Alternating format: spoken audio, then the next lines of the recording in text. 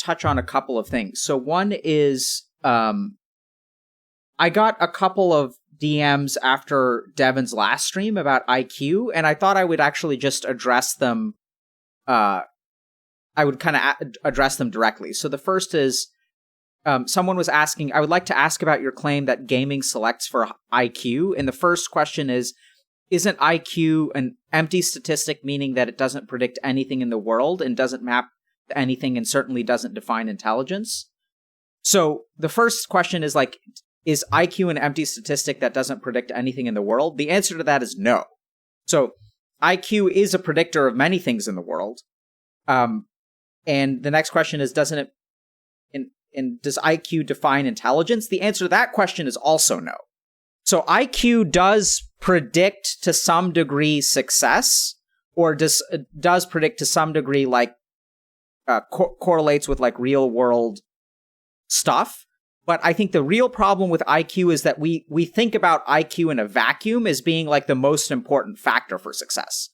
So IQ is absolutely a real thing. So for example, if you test someone with Down syndrome and you test their IQ, you're going to end up with a number.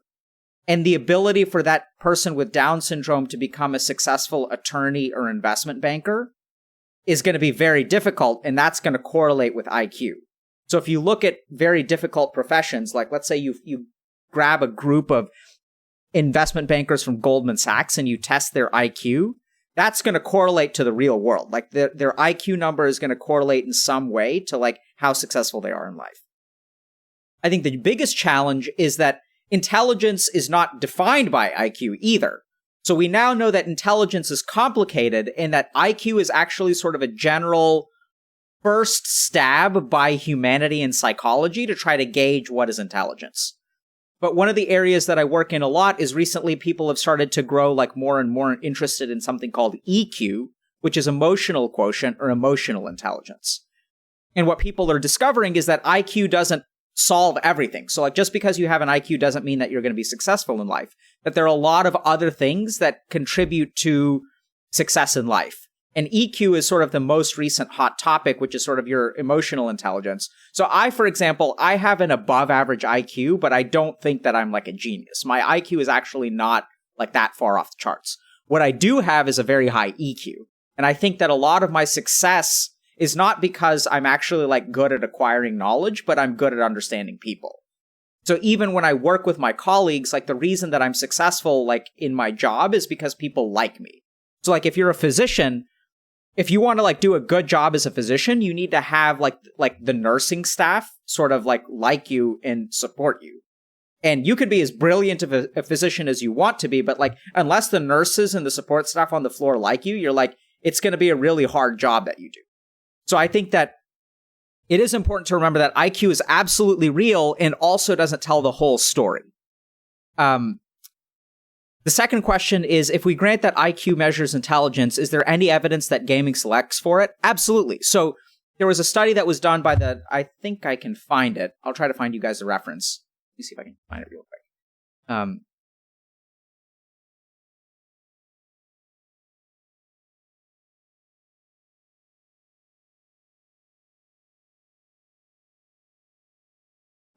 Okay, I'm going to have to find the reference for you guys. But is there any evidence that gaming selects for IQ? Absolutely. And I think that the more I've talked to gamers, the more that I realized, first of all, I do believe that gamers are smarter than the average population. And that's not only my personal belief and experience. And there are good reasons for that, which I'll explain in a second. But that's actually also backed up by data. So we know, for example, like there's a DoD study that was done in 2012 or 2015, and I'm going to just have to find the reference. But that actually they tested soldiers. And what they found is that like soldiers who played video games had a 15 to 20% higher fluid IQ than soldiers who didn't. So there's like data to support this. And I think like this is really important to understand. When you talk to a gamer, so I'm going to tell you guys a story. So I was talking to a gamer and I asked him, when was it that you sort of started playing video games and what was it about video games that you loved so much? And what he told me was that he remembers in second grade was like when he sort of fell in love with video games. And when I asked him, like, what do you remember about the second grade? He said, so I went to school and I was in math class, and the teacher passed out math worksheets. And I did the math worksheet in about 10 minutes, and then I walked up to the teacher, and I gave her the math worksheet, and I said, okay, so can I have what's next? And the teacher's response was, that's all we're doing for today. You'll get the next worksheet the next day. And so he went and sat at his desk and like got bored for the next 45 minutes of the class. And then what happened is he would go home, and then he would play a video game. And when he beat level 1, he didn't have to wait till tomorrow to play level 2. Like, level 2 is waiting for him. So if you have a smart kid, what are they going to gravitate towards? Are they going to gravitate towards a school system that moves at the pace of the slowest child? Or if you give a smart kid something that is paced perfectly towards you, that if you fail at level 1, you get to redo level 1, and if you beat level 1, level 2 is there, and if you beat level 2, level 3 is there. Like, which one are you going to find intellectually more engaging? Like, you're absolutely going to find video games more engaging. And the more you outpace school, the more attracted to video games you're going to be. Because if school is perfectly paced to you, let's say that you're actually kind of like slow, like I don't mean that to be derogatory, but let's say it takes you like 50 minutes to do the math worksheet, then school is going to kind of be paced to you, and video games don't offer you anything outside of school because you're being intellectually challenged. And kids, when they're growing up, they crave intellectual challenge. That's like, there are a lot of studies about this as well, that like children who are growing up crave challenge and want to learn how to do things and want to master things. There's this field of psychology that's sort of dubbed intent to mastery, where people basically figured out that like one of the most fundamental human drives is to get better at stuff.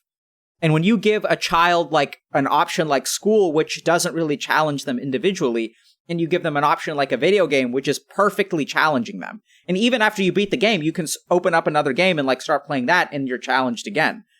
So the smarter kids are going to gravitate towards games because games give you that sense of challenge, and they also like give you things to think about.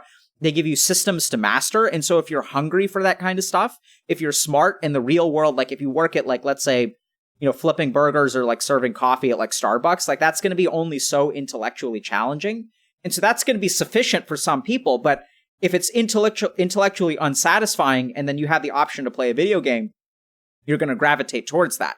So I absolutely do believe that like IQ measures some degree of intelligence, and that there's evidence that gaming selects for people who have high IQ. And so then this goes on to the next question about IQ. Isn't IQ sort of like the DSM, where researchers wanted to figure out whether they were testing the same thing? So devise this test that means smart, but doesn't encapsulate the whole complexity of the mind? Absolutely. That's exactly what they were doing. So researchers made some basic observations that if you look in the world, some people seem to be, generally speaking, like more capable than other people. That some people, like someone who has like Down syndrome, for example, or that like someone is just, they really struggle in school, like they have trouble like problem solving, they have trouble holding jobs, and that there are some people who can be successful, like generally speaking, or like just more successful. So researchers looked at the difference that there's like a variance in intelligence within the human population, and they started out by saying, okay, how can we start to like systematically and scientifically understand that? And they developed IQ. And the second part of the question is, but does it encapsulate the whole complexity of the mind? And the answer to that is absolutely yes. IQ does not encapsulate the whole like complexity of the mind. And so but we got to start somewhere, right? So if we want to study something, like we have to start with the most basic observation we can make. And over time, we're going to improve and refine our understanding of this concept. So we started with IQ, and now we're moving on to EQ. And I think that if you look at studies of Ayurveda, which is like mental health, like traditional Indian medicine, Ayurveda goes as far as to say that there are different kinds of cognitive fingerprints, and there are different qualities of memory. That it's not just good memory or bad memory, but some kinds of minds learn things very quickly, but also forget things very quickly. And other kinds of minds are slow to learn, but also slow to forget.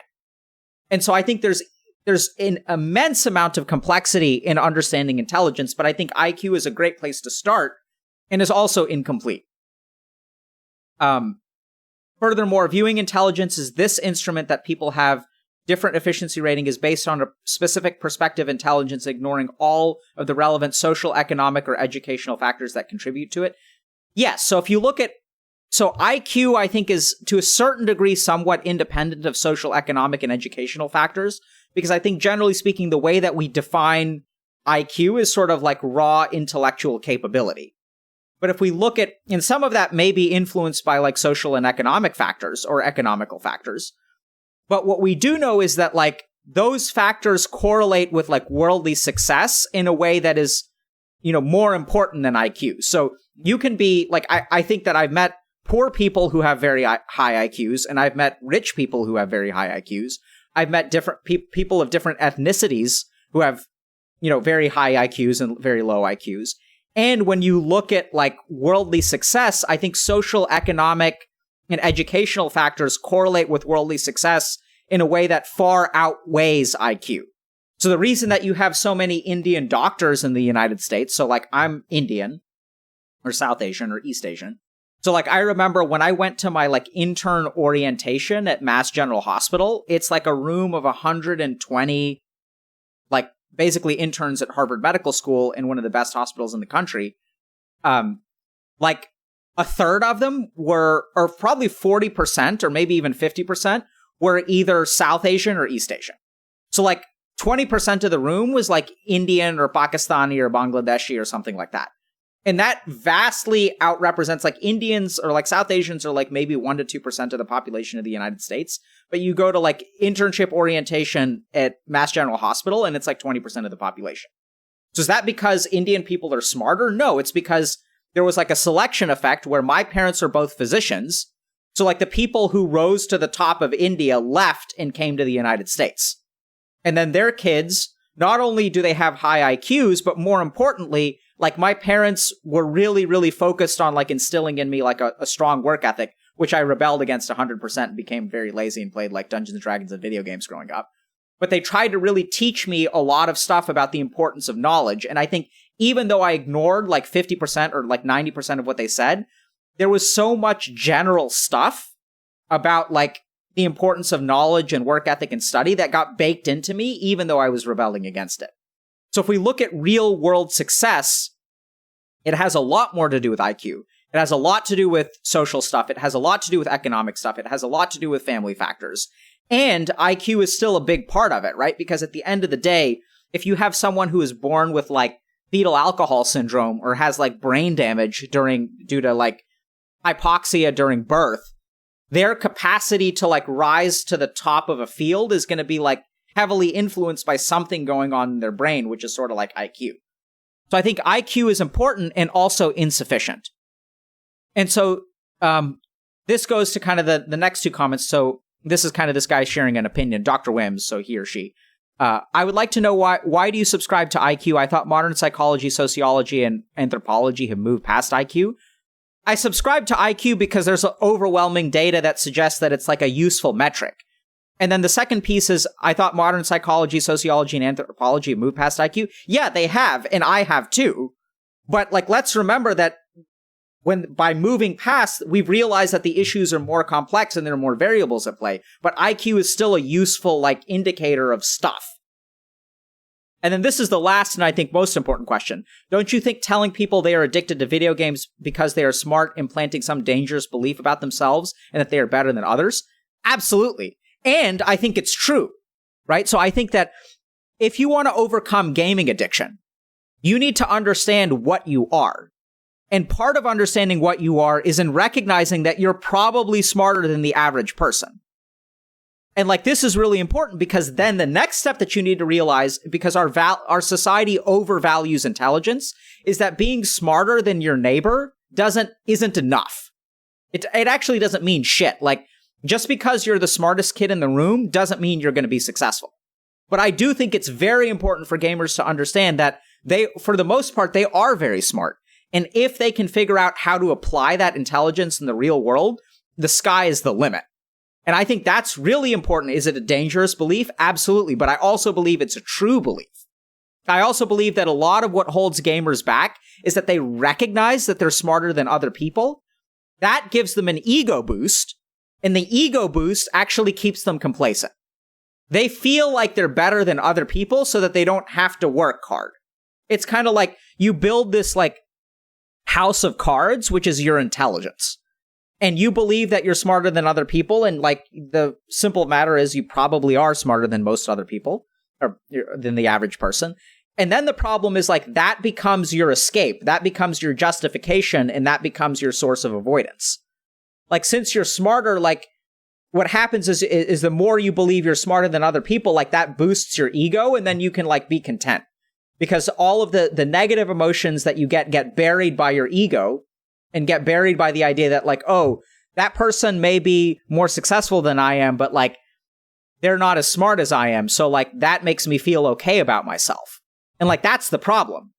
So I do believe that recognizing you're intelligent as a gamer and more intelligent than the average person is a very important realization, and I think it's a dangerous belief.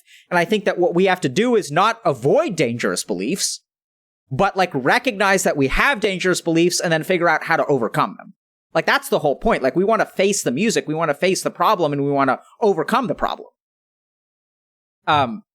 So I don't think we should avoid that discussion about IQ. In fact, I think it's like really important for like gamers to understand how they're different so that you can get into the process of like overcoming, you know, what your challenges are. But you have to know what you're dealing with. Like I think it's foolish to ignore the hand that you're dealt in life. And if you have an ace when it comes to IQ, like you should absolutely understand that, because part of your road forward is in recognizing, okay, like even if I'm smarter than the average population and if I'm stuck in life, that must mean that the answer lies somewhere outside of IQ. And I think that recognition is one of the most important things that a gamer can ever sort of realize. Yeah, and so I guess like I see a lot of people sort of posting in chat about how they were like they did kind of smarter, or they did well in school. They were told they were smart. And that like that's what I see. Like that's the experience that I get with gamers.